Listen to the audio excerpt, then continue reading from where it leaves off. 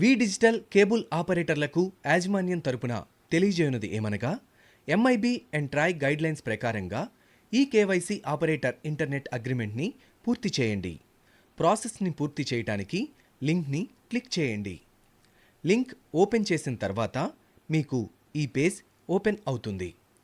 LCAO register mobile నెంబర్ని enter చేయండి. Mobile number enter చేసిన తర్వాత ఆ నెంబర్కి ఓటీపీ వస్తుంది.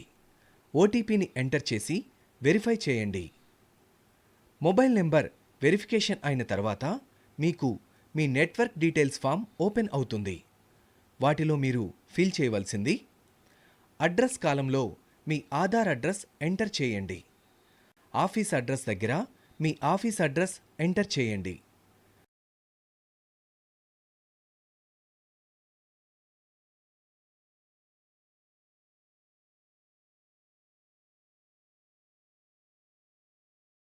పిన్ కోడ్ దగ్గర మీ ఏరియా పిన్ కోడ్ ఎంటర్ చేయండి. మీ నేమ్ ఒకసారి చెక్ చేయండి.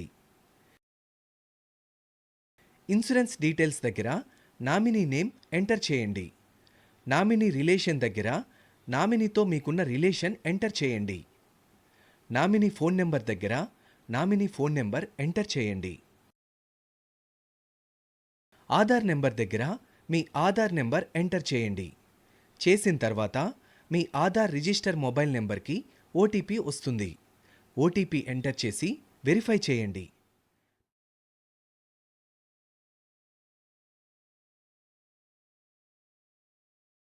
మీ పాన్ నెంబర్ని ఎంటర్ చేయండి.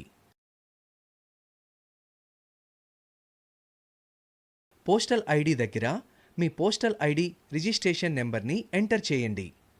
పోస్టల్ ఐడి రెన్యూ చేసుకోని పక్షంలో పాత పోస్టల్ ఐడిని ఎంటర్ చేయండి. పోస్టల్ రిజిస్ట్రేషన్ స్టార్ట్ డేట్ మరియు ఎక్స్పైరీ డేట్ని నమోదు చేయండి. ఈ అప్లికేషన్ పూర్తి చేసిన 20 రోజుల లోపల పోస్టల్ లైసెన్స్ రెన్యూ చేసి సబ్మిట్ చేయవలసి ఉంటుంది.